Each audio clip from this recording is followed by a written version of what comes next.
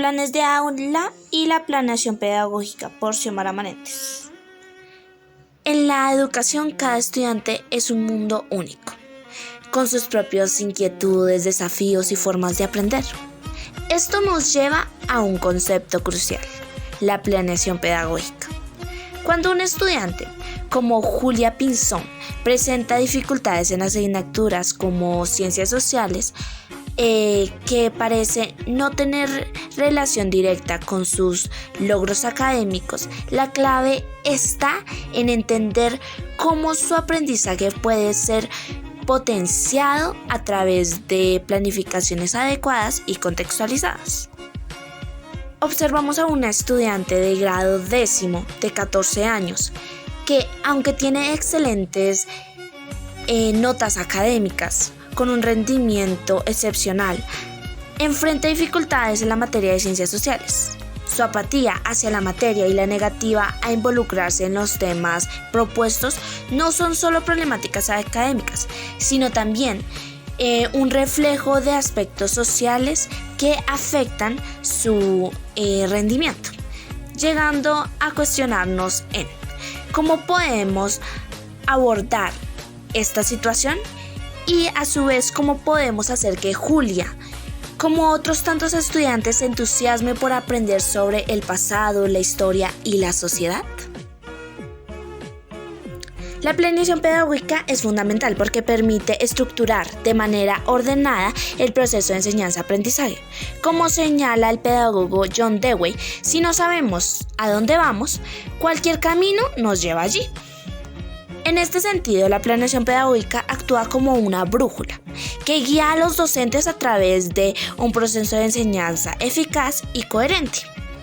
En el caso de la estudiante Julia, la planeación pedagógica bien diseñada podría haber detectado desde un principio sus dificultades y sus intereses, orientándolas en actividades y estrategias hacia un enfoque más personalizado y atractivo. Además, permite gestionar de manera efectiva los recursos, el tiempo y las estrategias metodológicas, maximizando el impacto de cada lección y actividad. Pues la planeación también promueve la organización, lo que genera un ambiente de aprendizaje estructurado, lo que a su vez favorece el compromiso y la participación activa de los estudiantes. Por otra parte, los planes de aula son documentos detallados que guían la enseñanza de una materia o unidad de aprendizaje específico. Estos planes incluyen los objetivos de aprendizaje, las estrategias didácticas, las actividades de enseñanza y los métodos de evaluación.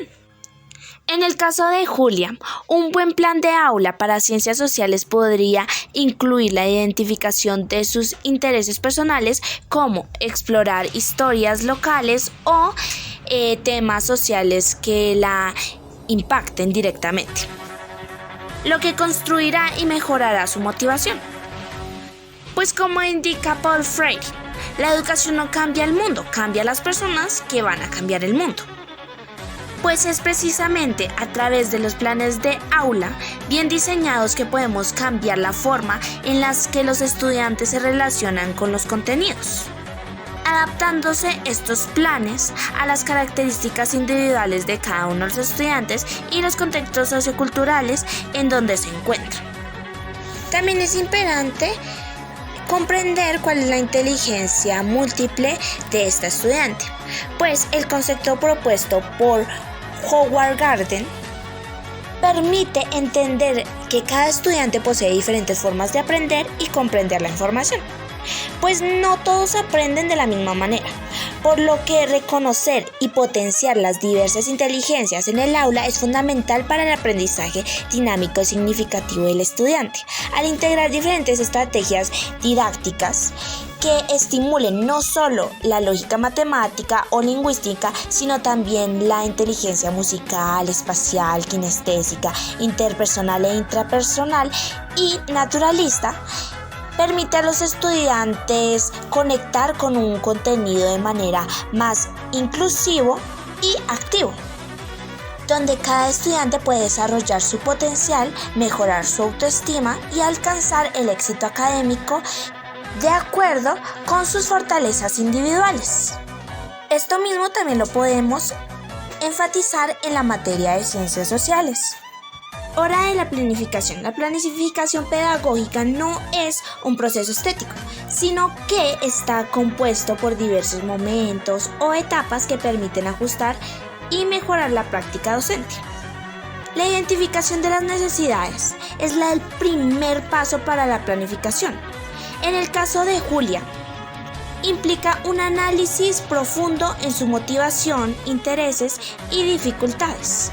Aquí podríamos tener unas interrogantes como ¿por qué le cuesta tanto comprender las ciencias sociales? O tal vez ¿qué aspectos emocionales o sociales están influenciando en su actitud hacia la materia? Selección de contenidos. A partir de las necesidades identificadas, los contenidos deben ser seleccionados de manera que conecten con el contexto y los intereses de los estudiantes, como la historia local o el estudio de los problemas sociales actuales.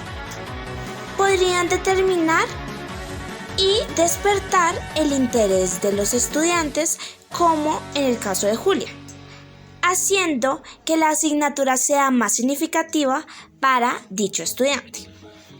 También es necesario definir objetivos. Los objetivos deben ser claros, alcanzables y motivadores. En este caso, uno de los objetivos podría ser que Julia logre comprender los procesos históricos y sociales a través de proyectos prácticos o debates, lo que favorece el aprendizaje activo. También podemos buscar estrategias de enseñanza. Es aquí donde se define los momentos más adecuados. La metodología activa, como el aprendizaje basado en proyectos o el estudio de casos, podrían ser útiles para la estudiante Julia, para que ésta misma se involucre más en la materia. También la elaboración de actividades que pueden ser variadas y estimulantes.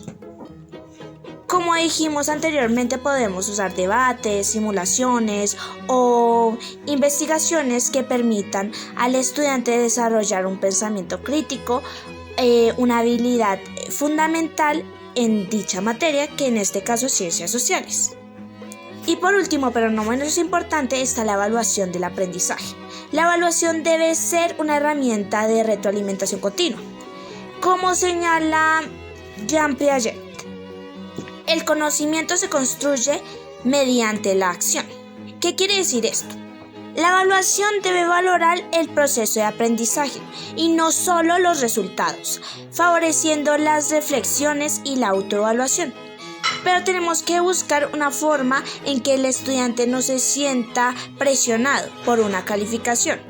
Podemos usar juegos como la herramienta de gamificación, siendo esta misma una forma más didáctica y metodológica. ¿Qué actividades podrían favorecer al interés de la estudiante Julia para la materia de ciencias sociales? En esta clase vamos a hablar sobre las guerras mundiales. La actividad es sobre los debates sobre las causas y consecuencias de dichas guerras mundiales, siendo su objetivo principal el fomentar el análisis crítico y argumentativo de los estudiantes.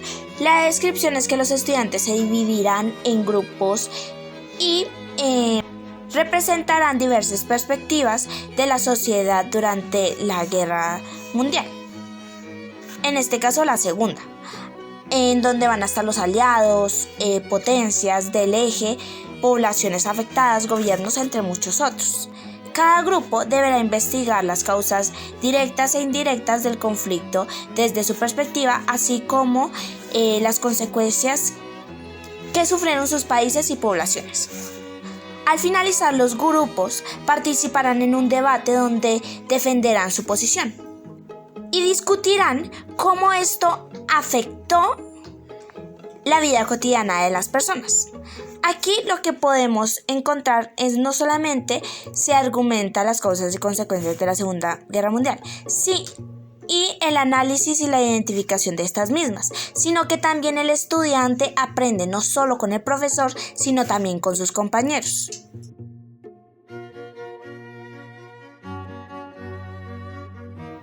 La evaluación del aprendizaje. La evaluación es la clave para medir el proceso de los estudiantes y adaptar las enseñanzas a sus necesidades. Sin embargo, no se trata solo de calificaciones, sino de una evaluación cualitativa que valore el desarrollo integral de los estudiantes.